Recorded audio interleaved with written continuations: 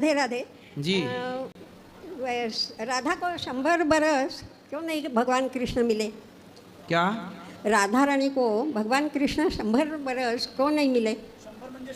100 क्या मैया? 100 बरस राधा रानी को भगवान श्री कृष्ण क्यों नहीं मिले?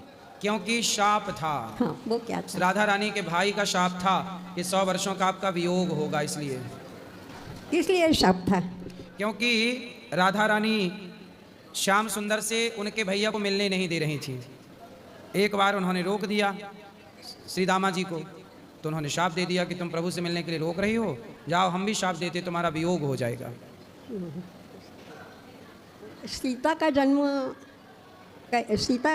कैसा है? बहुत अलग अलग सुनते हैं। अलग अलग कल्पों की कथा है। तो किसी कल्प में इस तरह से जन्म हुआ, किसी तरह से उस जन्म कल्प में उस तरह से। अभी जो हम कल्प की कथा जो जानते हैं वो ये कि राजा जनक के यहाँ सोने के हल को जब जनक जी ने चलाया तो सीता जी प्रकट हो गईं। कहा जाता है कि रावण बहुत सारे संतों को मार कर उनके रक्त को इकट्ठा किया और उस रक्त के घड़े को रावण ने जाकर जनक जी के नगर में गाड़ दिया, खेत में, ताकि संतों के शाप के कारण जनक नष्ट हो जाएं।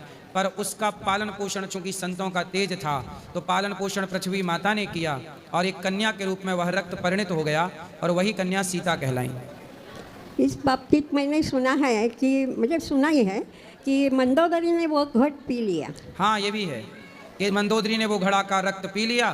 फिर मंदोदरी ने रावण से कहा कि अच्छा, मंदोदरी को पता लगा कि मैं तो गर्भवती हो गई वो रक्त पीने से। फिर मंदोदरी ने रावण से कहा कि आप जरा गर्जना करो। तो जब रावण गर्जना करता था तो नारियों का गर्भ गिर जाता था। तो मंदोदरी का गर्भ गिरा, अपने गर्भ को उसी घड़े में डाल दिया और वो घड़ा ले जाके राजा जनक के यहाँ रावण ने गाड़ दिया। ये कथाएं तो हैं पर ये दंत कथाएं हैं।